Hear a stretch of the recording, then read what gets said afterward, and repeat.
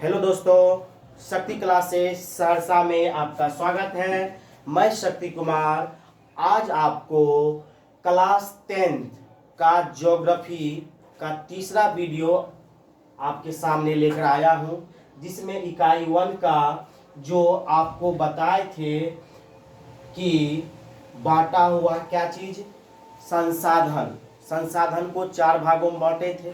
संसाधन को 4 भागों में बांटे थे, जिसमें से लास्ट बच गया था विकास के आधार पर। तो आज हम लोग विकास के आधार पर संसाधन को बांटेंगे। विकास के आधार पर संसाधन को 4 भागों में बांटा गया: संभावी संसाधन, विकसित संसाधन, भंडार संसाधन, संचित कोष संसाधन।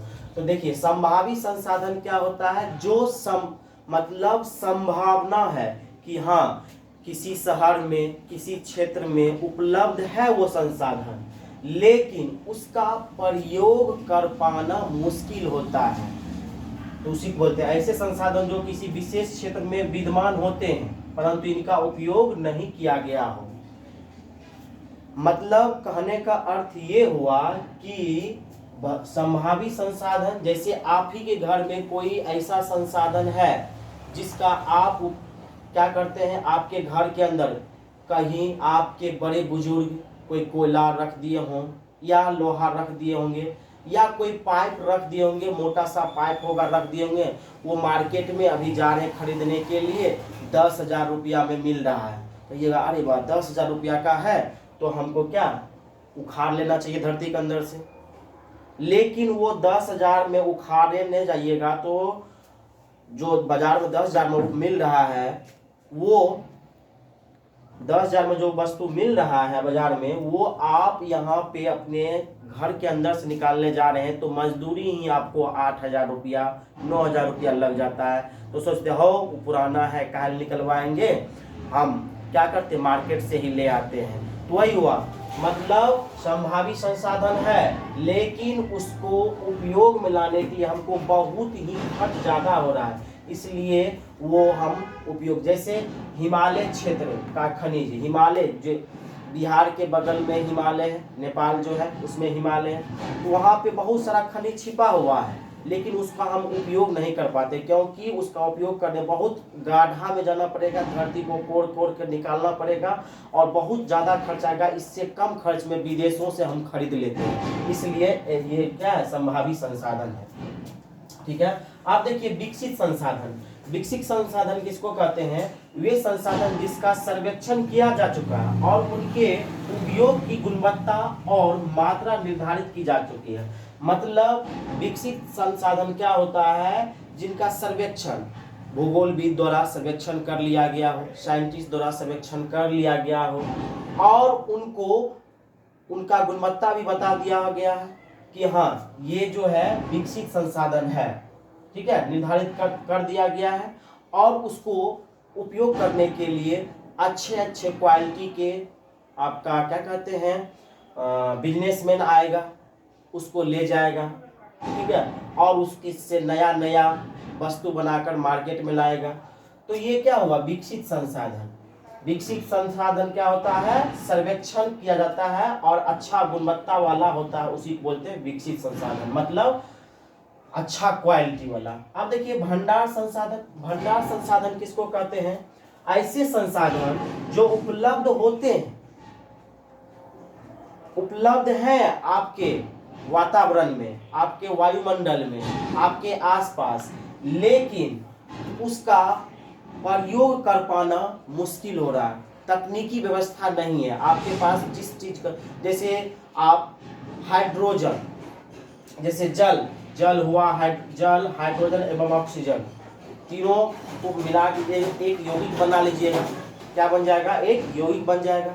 और उसका प्रयोग कर पाना तो है संभव, लेकिन मेरे पास तकनीकी ऐसा नहीं है जो दूसरे देशों के पास तकनीकी है। वो तकनीकी हमारे देश में आ जाएगा तो हम क्या कर सकते हैं, उसका उपयोग कर सकते हैं। इसीलिए वो संसाधन क्या है? भंडारित है, मतलब रखा हुआ है, लेकिन हम उसका उपयोग अभी नहीं कर पाते, इसलिए वो कहा जाता है भंडारित संसाधन। अब देखिए चौथा क्या है? संचित कोष संसाधन। संचित कोष संसाधन में होता क्या है? संचित कोष संसाधन भंडार संसाधन का ही दूसरा रूप है संचित कोष संसाधन। ठीक है, यह संसाधन भंडार का ही हिस्सा है, परंतु इनका उपयोग अभी आरंभ नहीं हुआ है, लेकिन भविष्य में आवश्यकता पूर्ति के लिए इसका प्रयोग किया जा सकता है। ठीक है, जैसे नदी का पानी, बहुत सारे जगह पे, बहुत कम जगह पे नदियों का पानी का उपयोग कर रहे हैं। क्या चीज के आधार पर? बांध बनाकर नहर द्वारा पानी भेज रहे हैं फसलों को तैयार करने के लिए। उसके बाद और क्या कहते हैं, विद्युत उत्पन्न करने के लिए, जो हम अपने घर में पंखा चला रहे हैं, अभी मोबाइल आप देख रहे हैं, मोबाइल विद्युत से चार्ज होता है। ठीक है, तो ये तो नदियों पे बांध बनाकर, डैम बनाकर, मछली पालन करके, ये क्या हुआ? संचित कोष संसाधन उपलब्ध है, लेकिन हम लोग बड़े रूप में इसका प्रयोग नहीं कर पाते हैं, इसलिए इसको बोलते हैं संचित कोष संसाधन। क्या बोलते हैं? संचित कोष संसाधन। भंडार संसाधन का ही दूसरा रूप कह सकते हैं संचित कोष संसाधन है। ठीक है, इसको आप लोग अच्छा से नोट कीजिए, उसके बाद हम इरेज करेंगे और तब आगे बढ़ेंगे। नोट कीजिए।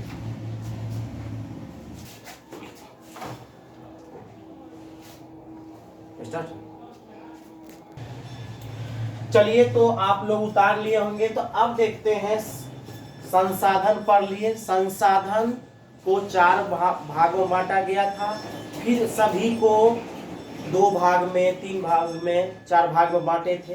अब देख लिए संसाधन का, संसाधन तो पढ़ लिए, ये संसाधन वो संसाधन सभी संसाधन पढ़ लिए। अब संसाधन का नियोजन कैसे करें?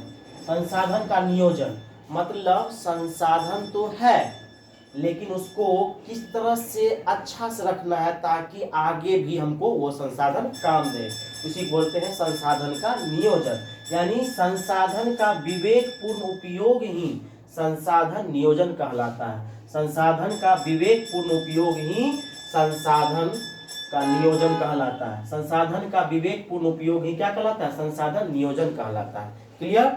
यानी विवेक आप अपने मस्तिष्क से उपयोग कीजिएगा तभी क्या कहलाएगा? संसाधन कहलाएगा। अब आप लोग संसाधन नियोजन समझ गए। संसाधन का विवेकपूर्ण उपयोग ही क्या कहलाता है? संसाधन नियोजन कहलाता है।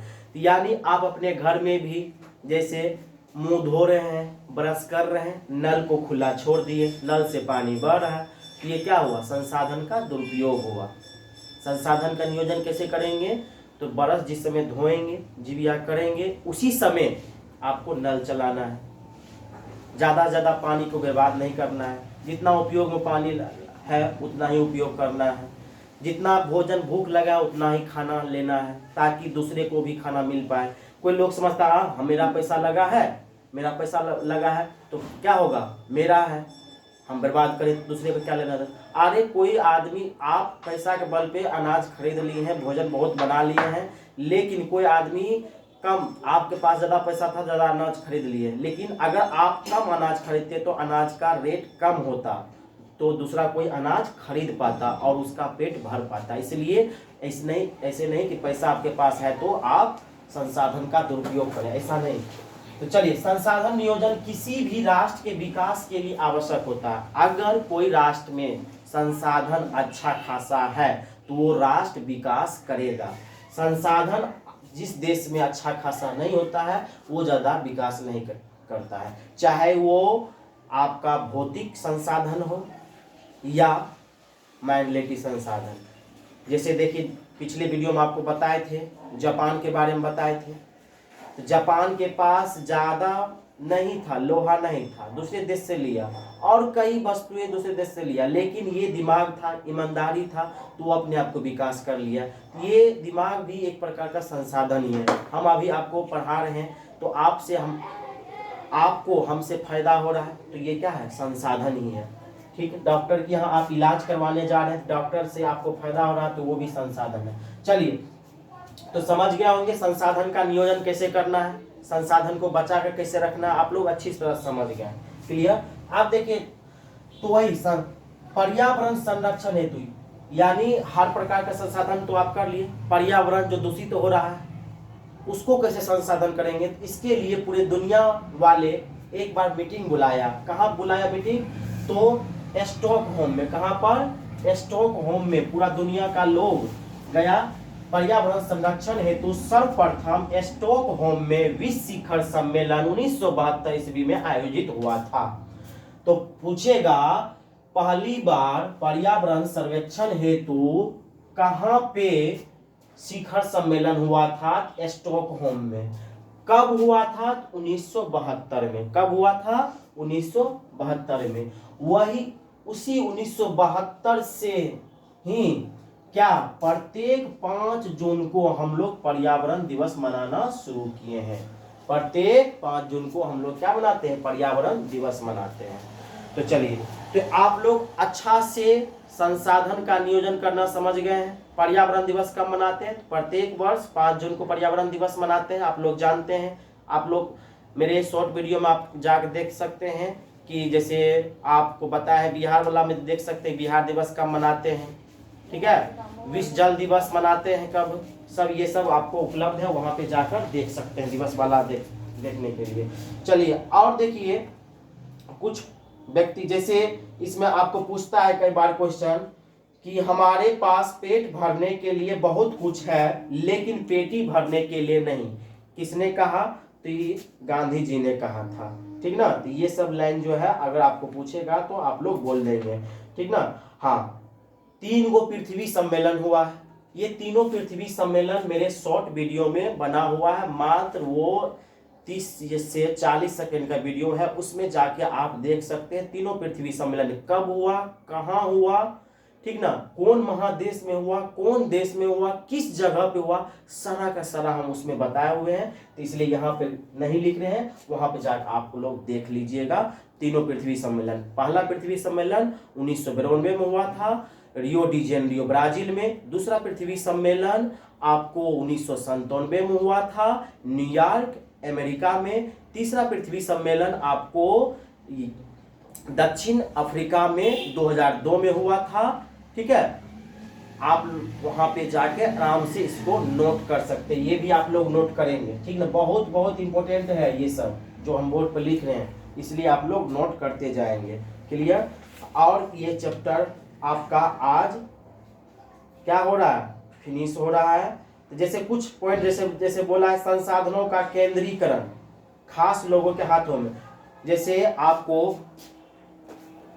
अभी क्या है, भारत सरकार रेल चला रही है, उसमें क्या होता है, कुछ मजबूर लोग बिना टिकट का भी चल देते हैं, लेकिन उसको अगर क्या कर दा, एकदम एक के हाथ में दे देगा, मतलब प्राइवेट कर देगा, तो वो मजबूर लोग क्या होगा, वो ट्रेन यात्रा नहीं कर पाएगा। इसलिए क्या है, सब कुछ क्या प्राइवेट नहीं होना चाहिए, सब कुछ सरकारी भी नहीं होना चाहिए, दोनों मिल के रहता है। केंद्र जैसे केंद्र सरकार, कुछ पावर केंद्र सरकार के हाथ में है तो कुछ राज्य सरकार के हाथ में है।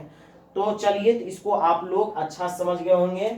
अगर आपको क्वेश्चन आंसर इस चैप्टर का चाहिए तो आप लोग जरूर इस पे कमेंट कीजिएगा। अगर क्वेश्चन आंसर चाहिए तो हम क्वेश्चन आंसर तैयार करके इस चैप्टर का टेलीग्राम में डाल देंगे।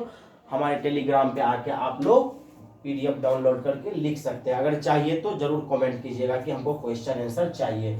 चलिए, तो नेक्स्ट चैप्टर आपका जो है इकाई 1 का, उसमें हम लोग आगे पढ़ेंगे अब नेक्स्ट वीडियो में। तो नेक्स्ट चैप्टर का नाम क्या है, यही संसाधन का ही अगला पार्ट है। संसाधन का ही अगला पार्ट का नाम क्या है, जिसमें हम लोग सभी प्रकार का मृदा के बारे में पढ़ेंगे कि मृदा कितने प्रकार के होते हैं। मृदा 6 प्रकार के होते हैं। लेटेराइट मृदा हो गया, जलोढ़ मृदा हो गया आपको, ठीक है, रेगुर मृदा हो गई, रेगुर मृदा काली मृदा को ही बोलते हैं। इस तरह से आपको पूरा मृदा के बारे में डिटेल्स बताएंगे, कहाँ किस एरिया में, एकदम मैप बनाकर बताएंगे भारत का किस एरिया में कौन मृदा पाया जाता है। तो नेक्स्ट वीडियो का इंतजार कीजिएगा, जरूर कमेंट कीजिएगा आपको क्वेश्चन चाहिए कि नहीं चाहिए।